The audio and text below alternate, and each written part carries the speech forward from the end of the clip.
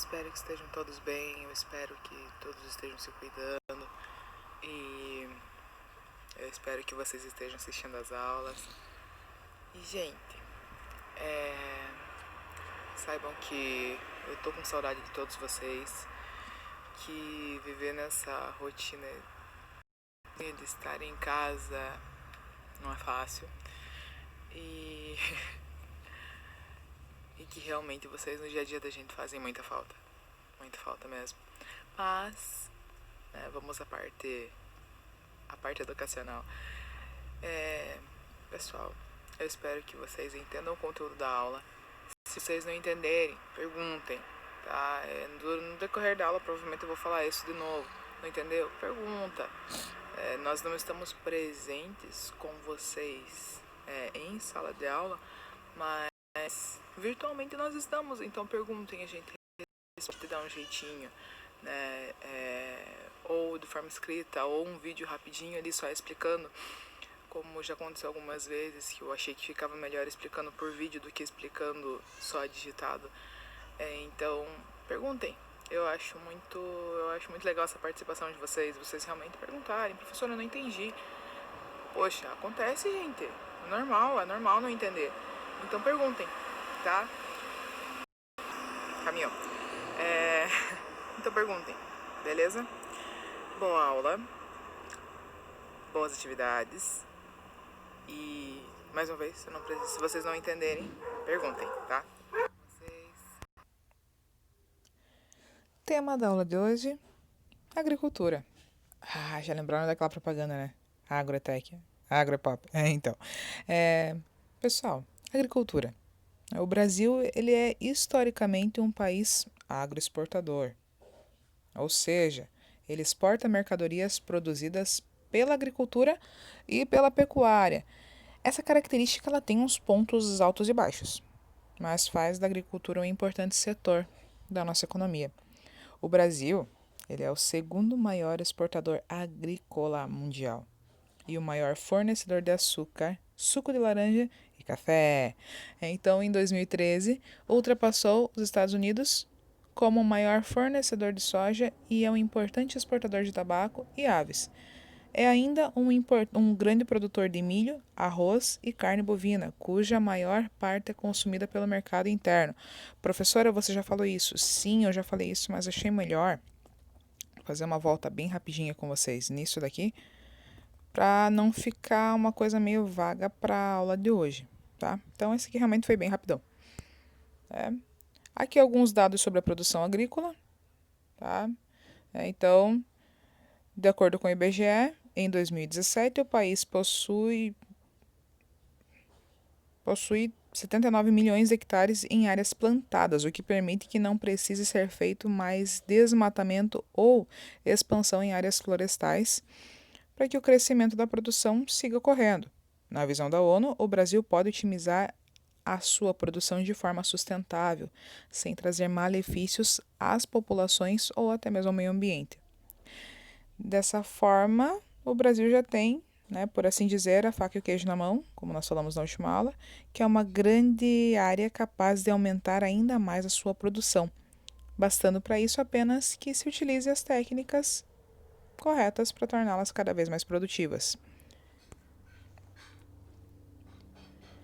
Em continuidade, explorando ainda mais esse nosso estudo, encontra-se o dado de que o país processa 58% da produção agropecuária e que 49% do total exportado vem de alimentos processados, representando mais de 17% de tudo o que o país exporta. Então, tendo a produção da agropecuária como um plano de fundo, o país acaba se destacando pela ordem em proteínas animais, seguido pela cadeia do trigo, cadeia do arroz, cadeia do milho, cadeia da soja e assim por diante. Levando em consideração esses nossos dados básicos a respeito da produção agrícola no país e como ele se coloca no cenário internacional, ainda devemos trazer à tona que os principais compradores do Brasil são as nações da Comunidade Europeia e a China, sendo que esses também são países produtores e exportadores de alimentos. Dessa forma, acabam competindo em matérias específicas com o país para estar entre os maiores do mundo. Aqui vocês têm uma tabelinha, né, que é a mesma da apostila de vocês. E o que essa tabelinha representa? Então, gente, a relação entre as importações e as exportações, ou seja, entre o que se compra do exterior e o que se vende a ele, ela é verificada pela balança comercial. O saldo positivo, no caso as exportações, né, ou vendas, são superiores às importações, são superiores às compras. E o negativo da situação inversa. Então, importações maiores do que exportações. Esse nosso gráfico mostra o saldo entre importações e exportações do Brasil no que se refere a produtos alimentares, enquanto as importações de produtos agroalimentares, essa barrinha em vermelho, essas barrinhas em vermelho, têm se mantido relativamente estáveis, com variações moderadas. As exportações, as barrinhas em verde, elas vêm crescendo sistematicamente quase todos os anos. E com isso a balança comercial, ela representa, né, representada pela linha preta, também tem apresentado saldos contínuos e quase sempre crescentes. Professora, essa balança é de 2013? Sim. E se nós alterarmos para uma balança atual? Infelizmente os dados talvez não sejam assim tão bons, mas vamos esperar, né? Então, por que a produção agrícola não vai diminuir no país? Isso, claro, pensando em outros tempos, mas daremos continuidade. Através dos dados que apresentamos brevemente antes, né, pode ser visto que a própria ONU afirma que o país está no caminho certo no que se diz respeito à sua produção agrícola e que o Brasil pode se tornar o maior exportador de alimentos no mundo.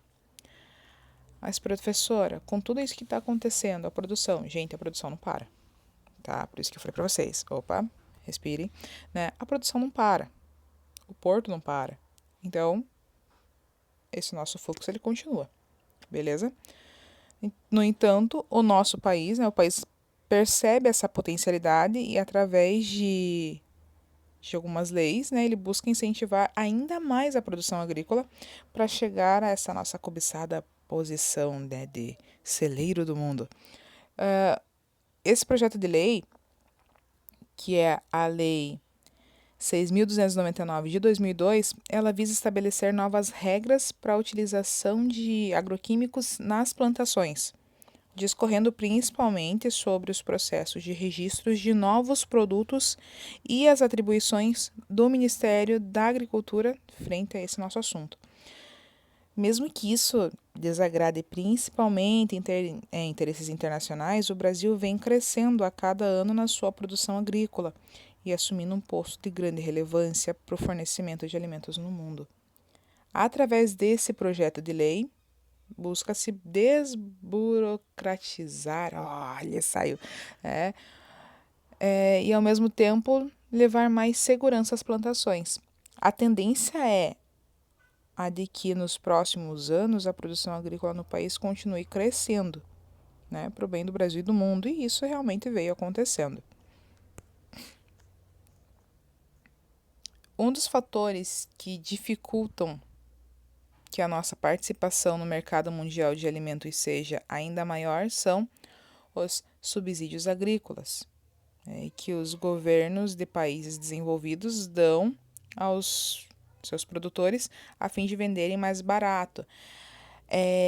O que são os subsídios agrícolas? Eles são subsídios, eles são incentivos dados tanto em forma de capital quanto em facilidade de financiamento com juros abaixo dos aplicados pelo mercado e com grandes prazos de pagamento.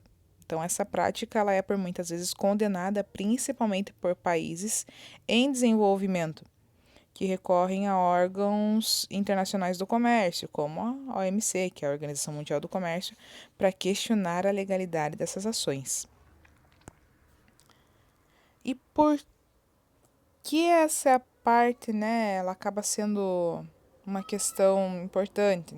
É importante nós compreendermos que o agronegócio ele envolve toda a cadeia produtiva relacionada às atividades de cultivo e também de criação de animais, abrangendo desde o transporte, o armazenamento, a produção de subprodutos, de gêneros agropecuários, até a produção de suprimentos agrícolas. E é comum, no entanto, a associação da palavra agronegócio apenas a grandes empresas que atuam no setor agropecuário, o que não reflete a nossa realidade. E o que é esse tal de agronegócio que eu tanto falo, né? Vamos respirar fundo? Eventualmente denominado por agrobusiness, é um termo utilizado para fazer referência ao contexto socioespacial da produção agropecuária, incluindo todos os serviços, técnicas e equipamentos a ela relacionados direta ou indiretamente. Esse setor da economia ele acaba envolvendo uma cadeia de atividades que inclui a própria produção agrícola, no caso, cultivo de culturas como café, ou algodão, a pecuária e entre outros. A demanda por adubos e fertilizantes, o desenvolvimento de maquinários agrícolas, a industrialização de produtos do campo, como óleos, café solúvel, entre outros, e o desenvolvimento de tecnologias para dinamizar todas essas nossas atividades. Então, tudo isso é agronegócio. Ao contrário do que muitos imaginam, o agronegócio ele não está somente relacionado com o campo. Ele também espacializa-se no meio urbano, sendo um dos vetores de produção da subordinação das atividades rurais à dinâmica das cidades. Então, isso ocorre, na verdade, porque à medida em que o agrobusiness fica mais moderno, ele acaba se tornando dependente das atuações industriais e produtivas advindas da cidade. Esse importante campo da economia ele acaba envolvendo uma inter-relação entre os três setores. Tá? Quais são eles? Primário, secundário e o terciário. Opa, deu branco, então vamos voltar lá. Primário com a agropecuária, secundário com as indústrias, né? É isso. E o terciário com o transporte e a comercialização dos produtos que vêm do campo. Uma das facetas da produção no contexto do agronegócio é a concentração de investimentos. Os produtores investem tanto na produção em si, quanto nos elementos que viabilizam ou até melhoram a sua execução. E assim, essa atividade integra estudos científicos relacionados com o campo e com a biotecnologia, e até com a meteorologia e climatologia, a fim de observar as melhores condições para intensificar a acumulação de capital por parte dos proprietários. Vamos cuidar do tempo, para a aula não ficar muito chata. Então, continuando, o agronegócio brasileiro é um dos mais representativos do mundo, sobretudo no que se diz respeito à dinâmica de exportações. O Brasil é o maior exportador mundial de café, açúcar e cana-de-açúcar. Ele é também o segundo maior exportador de carne bovina e o maior exportador de carne de frango, sendo também o quarto do mundo na venda internacional de carne suína. E a tendência é que os lucros produzidos nesse setor venham a ter uma intensidade maior, ainda mais com as altas estimadas em 40% nos próximos anos, segundo o Ministério da Agricultura. Existe alguma crítica ao agronegócio? Sim, gente, existe crítica para tudo, tá? E o agronegócio ele não iria passar ileso disso. Logo, o agronegócio sofre críticas a partir de duas concepções: econômico-social e outro de cunho ambiental. Então, sobre a nossa última posição, é comum os embates no contexto político envolvendo os chamados ruralistas contra os ambientalistas. Esses últimos acusam frequentemente os primeiros de serem os responsáveis pela expansão desordenada das terras cultivadas no território nacional, expandindo a fronteira agrícola e diminuindo a quantidade de reservas ambientais e áreas verdes. Há também as acusações envolvendo o cultivo em áreas de preservação, próximas a reservas e parques ambientais, além da poluição de cursos de água por fertilizantes e outros produtos agrotóxicos. Já as críticas de cunho social, elas estão relacionadas com os movimentos sociais do campo, né, com destaque para o Movimento dos Trabalhadores Sem Terra, MST, que acusa o agronegócio de intensificar o processo de concentração fundiária, em que o número cada vez maior de terras fica detido sobre a posse de um número cada vez menor de investidores. Além disso, os ruralistas, nesse caso, são acusados de travarem as políticas de reforma agrária no Brasil, né, que se arrasta desde o século XX e sem uma solução definitiva. Dados do IBGE afirmam que o índice de Gini na agropecuária brasileira ele é bem alto, né? Ou seja, a concentração de terras permanece elevada. E segundo o Censo Agropecuário de 2006, esse índice seguiu em 0,8. E aí a preocupação com relação ao índice de Gini, que ele é o contrário, né? Quando a taxa ela é próxima de 0, significa que há uma boa distribuição, mas quando ela é próxima de 1, significa que há uma má distribuição. Esse é um dos índices mais inversos que vocês vão ver. Tá? Quando a gente fala de índice de Gini, é bom se estiver perto de 0. É ruim se estiver perto de 1. E no nosso caso está em 0,8. É preocupante. Tá? Em termos econômicos e produtivos, o agronegócio foi responsável pela participação de 22,5% do PIB do Brasil. Isso em 2012, o que revela esse peso político e financeiro desse setor no contexto nacional. Essa modalidade, deixa eu voltar na imagenzinha, né? Então, eles representam como o agronegócio devorando uma parte do mundo, devorando uma parte do Brasil, ou assim por diante, tá? Essa modalidade de negócios contribuiu para as exportações de commodities brasileiras. Isso é, produtos que funcionam como matérias-primas no mercado mundial são utilizados para a produção de outras mercadorias.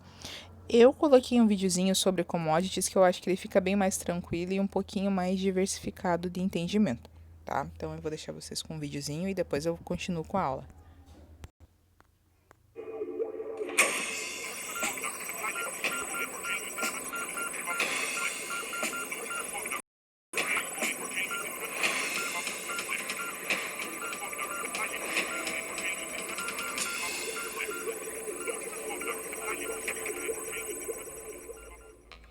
O que são commodities?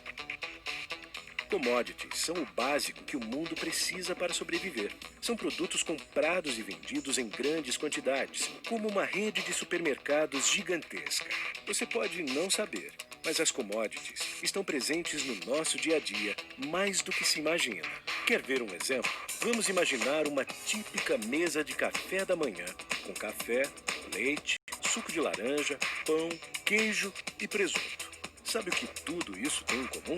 Todos estão diretamente ligados a commodities. Veja só, o pão vem do trigo, que é commodities. O café é commodities, assim como o açúcar que você coloca para adoçá-lo. O suco de laranja é commodities. O leite e depois o queijo vem da criação de gado. O gado é commodities. O presunto vem do porco, que é commodities também. Quer ver outros exemplos de commodities? Ouro, petróleo, algodão, soja, arroz. Estes são só alguns exemplos. Existem mais centenas de produtos. Commodities são produtos de alta liquidez, ou seja, são negociados em larga escala a todo momento no mundo todo. Pense apenas em cada produto do nosso café da manhã e multiplique por 6,5 bilhões de pessoas. Isso mesmo, 6,5 bilhões de pessoas ao redor do mundo consumindo commodities diariamente. E isso só pensando no café da manhã. Essa imensa quantidade de produtos é negociada em um gigantesco mercado mundial, que gira diariamente uma enorme quantidade de capital. Imagine a quantidade de oportunidades que surgem a todo momento nesse mercado. No Brasil, os contratos de commodities são negociados na BMF, que significa Bolsa de Mercadorias e Futuros. A BMF negocia commodities e a Bovespa ações. Para entender a força das commodities, vamos fazer um comparativo entre as duas. A Bovespa possui aproximadamente 513 empresas e movimenta em torno de 2 a 6 bilhões de reais ao dia. A BMF possui 14 produtos e movimenta em torno de 70 a 200 bilhões de reais ao dia. Com apenas 14 produtos, a BMF gira aproximadamente 20 vezes mais capital do que a Bovespa. Vamos analisar mais alguns dados importantes. No mundo, as commodities representam 90% de todos os investimentos. Nos Estados Unidos, são movimentados mais de 300 trilhões de dólares ao dia. Todas as grandes empresas investem em commodities.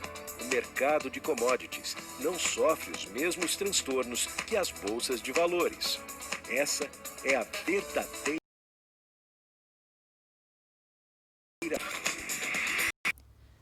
Então, agora que vocês já entenderam o que são commodities, né, que são esses produtos vendidos e negociados em grande volume na sua forma primária, nós vamos falar um pouquinho sobre a agricultura e os fatores naturais.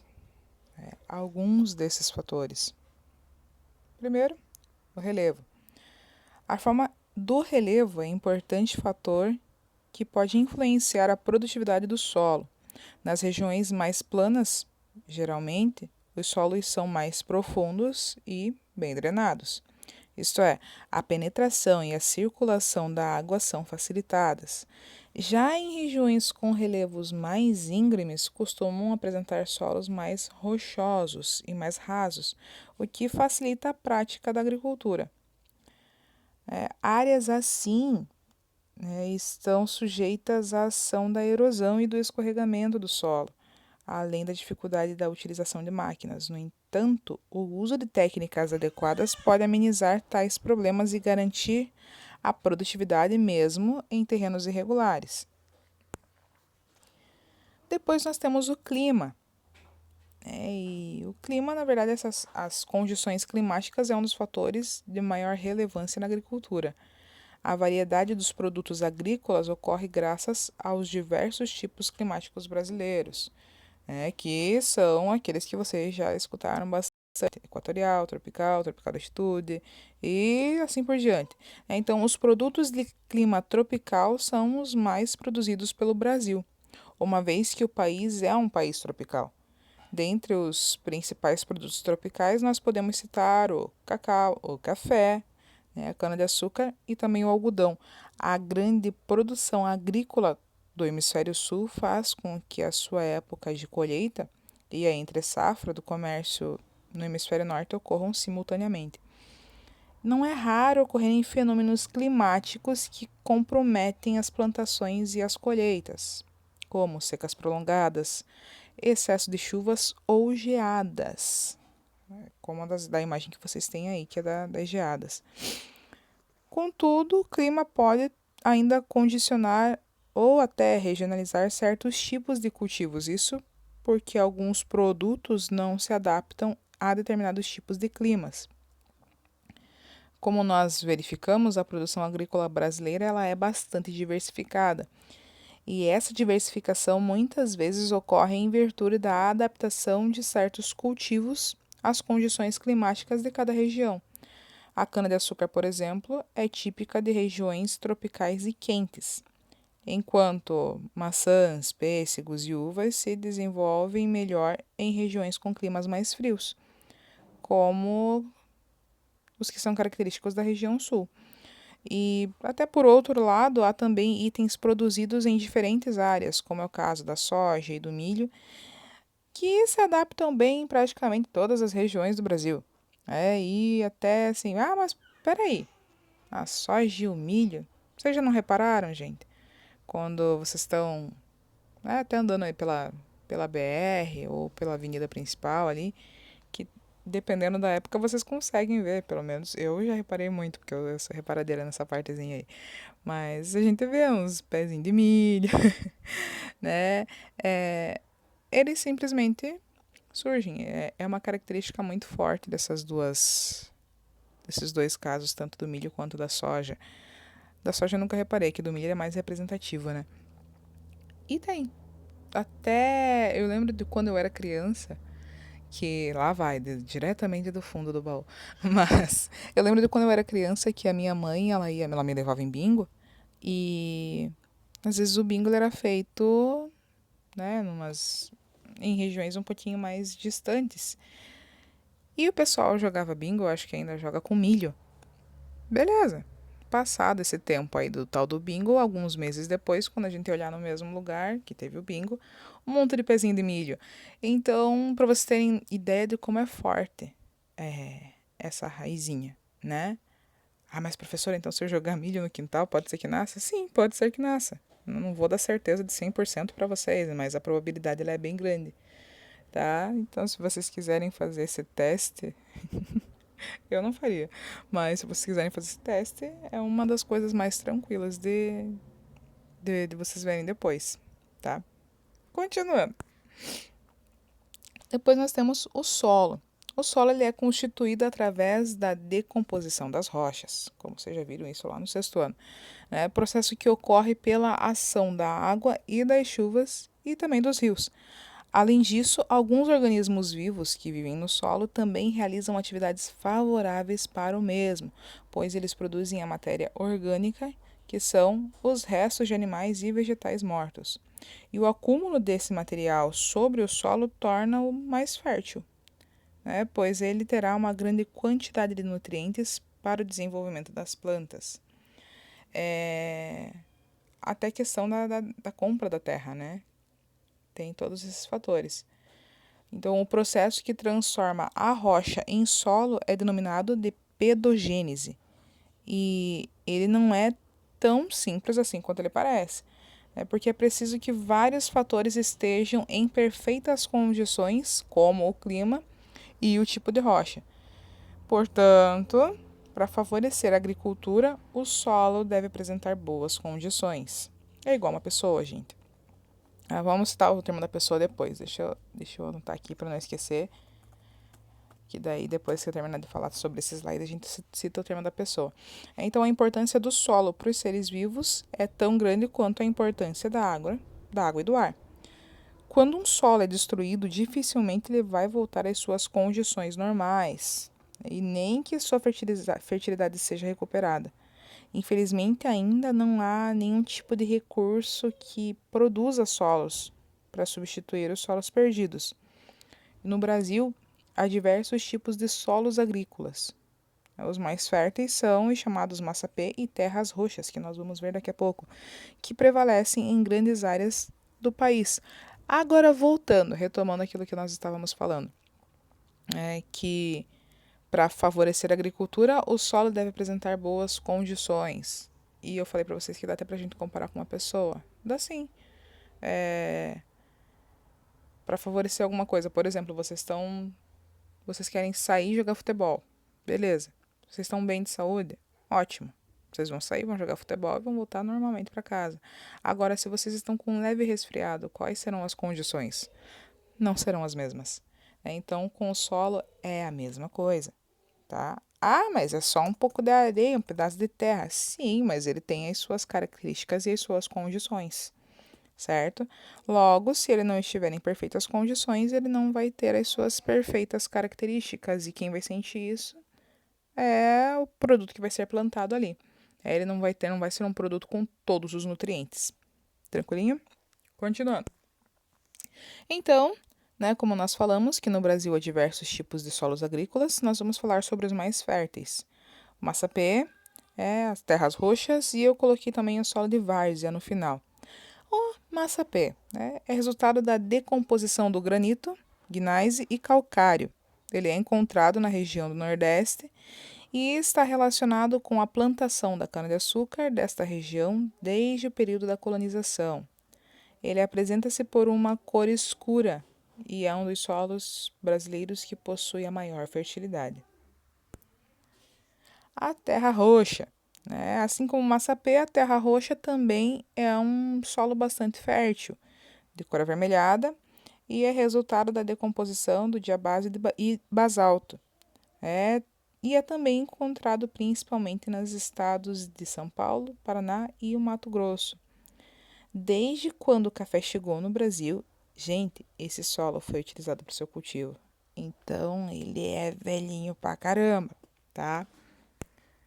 Solo de várzea são solos que se localizam próximos de rios e frequentemente são inundados por eles.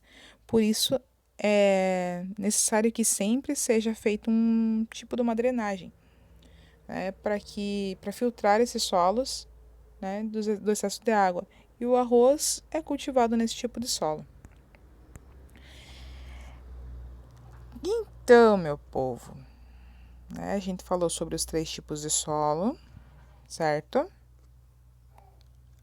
E eu vou passar para vocês as suas atividades antes que eu esqueça, senão... Pera aí. Lindos na minha vida. Atividades de vocês. Livro de atividades, página 10, certo? Não entendendo, me perguntem, como já aconteceu em algumas aulas. Eu acho muito bacana quando vocês me perguntam, porque tira dúvida de um, tira dúvida de muita gente que não pergunta, tá? Então perguntem, gente. Caso vocês não entendam, né, às vezes eu posso fazer um big de um texto que eu não gosto muito. Eu acho que daí fica muito cansativo para ler todo aquele texto gigante. Não entendendo aquele big texto que talvez eu coloque, se eu não estiver em condições no momento de fazer um vídeo para vocês rapidinho explicando, quando me for, né, possível, eu faço o vídeo e já coloco ali explicando para vocês e lanço nos comentários, tá? Então, não entendeu? Perguntem. Tá? Não tenham vergonha, não tenham medo, o computador não vai morder ninguém, nem o celular, tá? Então, não entendeu, já pergunta. Logo que possível eu vou responder vocês, seja por texto pequeno ou por textos gigantes. Então, a minha preferência, claro, é fazer um videozinho curtinho, que é mais prático, mas nem sempre é fácil fazer um vídeo na hora ali correndinho, tá? Mas a gente dá um jeito, tá? Nem que seja digitado. Então, perguntem, certo? Então, que vocês me perguntem, beleza? Então, pessoal, uma boa semana para vocês.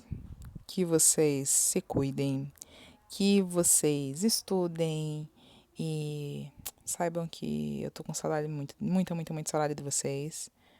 Vocês moram nesse meu coração aqui, de Massapê. Agora ele tá mais macio, então ele é de Massapê, tá? E uma boa semana, gente. Boas aulas para vocês, boas atividades, bom descanso quando vocês terminarem tudo. Se cuidem, tá? E até semana que vem.